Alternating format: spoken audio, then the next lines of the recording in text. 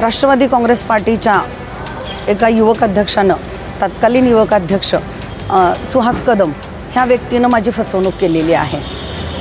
मी अजितदादांचा कार्यकर्ता आहे, मी दादांच्या खूप जवळ आहे, दादा माझं सगळं ऐकतात आणि मंत्रालयातल्या अधिकाऱ्यांशी माझ्या ओळखी आहेत, तुम्हाला मी टेंडर घेऊन देईन। मी एवढी वैतागलेली त्रासलेली महिला आहे की असं वाटत होतं की काहीतरी केलं पाहिजे, स्वतःला आत्महत्या करू की काय।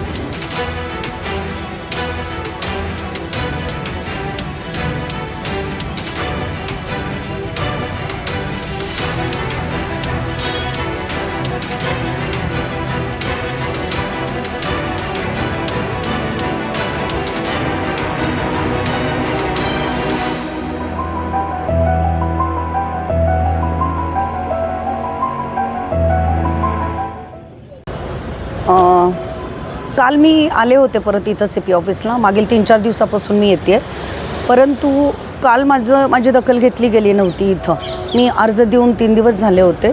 मग आज मला CP साहेबांनी वेळ दिला आणि माझ्याशी ते बोलले आणि मला ते न्याय नक्की देतील असं म्हटलं। असं कधी होणार नाही, पोलीस तुम्हाला न्याय देणार नाही तसं। महिलांना न्याय मिळेल, ज्याच्यावर अन्याय झाला आहे, ज्याची फसवणूक होते, तुम्हाला त्याच्यापासून न्याय मिळेल असं मला साहेबांनी आज ग्वाही दिलेली आहे। काय कशासाठी कोणी फसवणूक केली आणि कशी फसवणूक केली? राष्ट्रवादी काँग्रेस पार्टीच्या एका युवक अध्यक्षानं तत्कालीन युवक अध्यक्ष सुहास कदम ह्या व्यक्तीनं माझी फसवणूक केलेली आहे। मी अजितदादांचा कार्यकर्ता आहे, मी दादांच्या खूप जवळ आहे, दादा माझं सगळं ऐकतात आणि मंत्रालयातल्या अधिकाऱ्यांशी माझ्या ओळखी आहेत, तुम्हाला मी टेंडर घेऊन देईन असं मला त्यांना सांगितलं आणि माझ्याकडून पैशाची मागणी केली। मग मला वाटलं टेंडर आहे म्हणून मग मी पण दिलं होतं ते। मग परत RTGS करून मी त्याला दिले होते ते पैसे। तर त्याच्यानंतर त्यानं मला काय झालं विचारणा केली असता अधिकाऱ्यांच्या टेबलवर फाईल आलेली आहे, लवकरच आपलं होईल असं उत्तर तो देत गेला आणि पण माझं कुठलंही काम झालेलं नाही। मग मी विचारलं की मला माझे पैसे परत दे, तर तो पैसे परत द्यायला काही तयार नाही आहे। थोडे करून मी परत देतो असंही तो बोलला मला, परंतु तो देत नाही असं दिसल्यानंतर मला परत लोकांकडून कळलं की बऱ्याच महिलांची त्यानं अशाच पद्धतीनं फसवणूक केलेली आहे। पण मला त्याच्याबद्दल एवढं काहीच माहिती नव्हतं आधी, नाहीतर मी असं कुठलंही काम त्याला दिलं नसतं। परंतु जेव्हा मला असं वाटलं की माझी फसवणूक होते, तेव्हा मी पोलिसांमध्ये धाव घेतलेली आहे आणि मी CP साहेबांना माझं निवेदन दिलं आहे। सन्माननीय CP साहेबांनी मला आज शब्द दिला आहे की तुम्ही असं काहीतरी निर्णय चुकीचा घेऊ नका, कारण मी एवढी वैतागलेली त्रासलेली महिला आहे की असं वाटत होतं की काहीतरी केलं पाहिजे, स्वतःला आत्महत्या करू की काय। आर्थिक अडचणीमध्ये एखादी महिला येते तेव्हा तिला काही सुचत नाही आहे, तेव्हा ती असं काहीतरी निर्णय घेते। तेव्हा साहेबांनी मला सांगितलं, CP साहेब बोलले की मॅडम असं काही तुम्ही मनात आणू नका, तुम्हाला न्याय जरूर मिळेल, पोलीस प्रशासन नक्कीच तुमची दखल घेईल।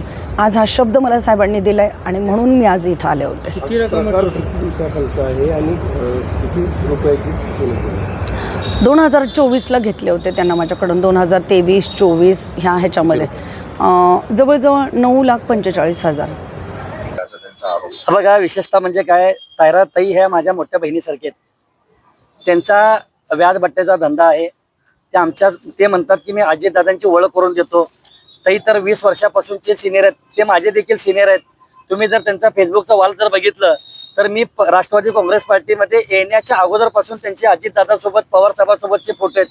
मी तर ओळख करून कसे देऊ शकतो? आज सोलापूर शहरामध्ये आम्ही एका पक्षामध्ये काम केलेलं आहे। 2024 साली मला माझ्या वैयक्तिक कामासाठी वगैरे त्यांनी सांगितलं की 9,45,000 त्यांनी मला पैसे दिलेले आहेत। मी पैसे घेतलेले आहेत, पण ते पैसे कुठल्या टेंडरसाठी घेतलेले नाहीत, पैसे काय एकदम घेतलेले नाहीत। त्या पैशामध्ये पैसे कसे घेतलेत त्याची देखील तारखा माझ्याकडे आहेत। एकदा 3 लाख, एकदा 3 लाख असे करून आम्ही 9,45,000 घेतले।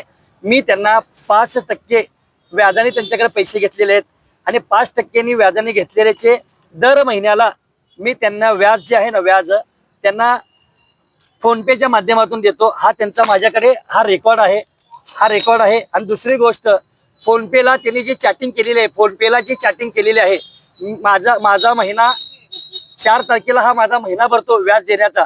मी फक्त 2 दिवस लेट जरी दिलो तर आमच्या ताई माझ्याकडनं 500 रुपये ते 1000 रुपये दंड घेतलेले आहेत, तसे देखील चॅटिंग फोनपेला आहेत।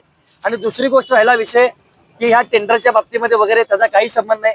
माझं कुठेही टेंडर मी तेवढे सिव्हिल इंजिनियर झालेलो नाही, तरी पण काय झालेत का नाही मला माहित नाही। ताईंचा व्यवसाय काय आहे, सोलापूर शहरातले आपले जे कोहिनकर साहेब जे झेडपीचे ते सगळं तुम्हाला सांगतील. त्यांनी जे मागासवर्गीय मुलींच्या नावाने आतापर्यंत जी वसतिगृह उभं केलेलं आहे, नेमकं कागदावर किती मुली आहेत, तिथं प्रत्यक्षात किती मुली काम करतात, त्या मुलींना काय काम लावतात, त्यांनी आतापर्यंत किती काही लोकांना काही, ह्या सगळ्या गोष्टीचे पुरावे माझ्याकडे आहेत. फक्त ताईंनी माझ्या अजितदादांचं नाव घेऊन जी बदनामी केलेली आहे ते मला अजिबात आवडलेलं नाही. ताईंनी माझी एक विनंती, आज शुक्रवार आहे, आज जुम्मा आहे, मी देखील अल्लाला स्मरण करतो, त्यांनी देखील अल्लाला स्मरण करावं आणि त्यांनी मला सांगावं की तुम्ही मला तुमच्या पोरासारखं मानत होता, तुम्ही खरंच मला पैसे टेंडरसाठी दिलेत का व्याजाने दिलेत. अहो, त्यांचा मुलगा रेल्वेमध्ये कामाला आहे, तो देखील माझ्याकडे व्याज घेऊन जात होता, त्याच्यासुद्धा देखील फोनपेला माझे व्याज दिले. आता गेल्या कालच्या 2 तारखेला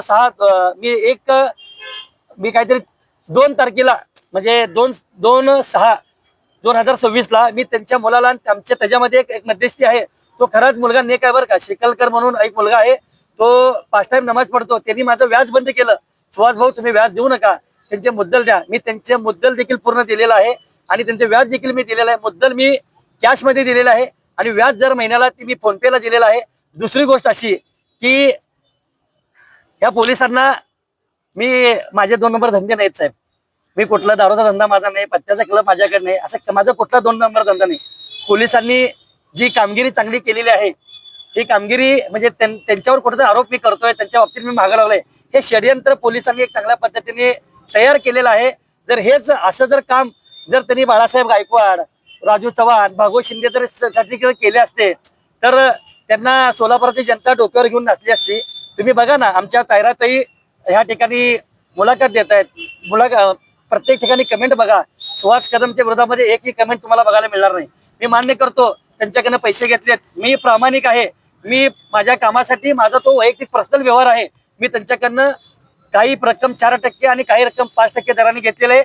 34,500 32,500 जसं जसं पैसे घेतले तसं माझं व्याज वाढलेलं आहे. मी त्या ताईला पैसे पूर्ण दिलेले आहेत.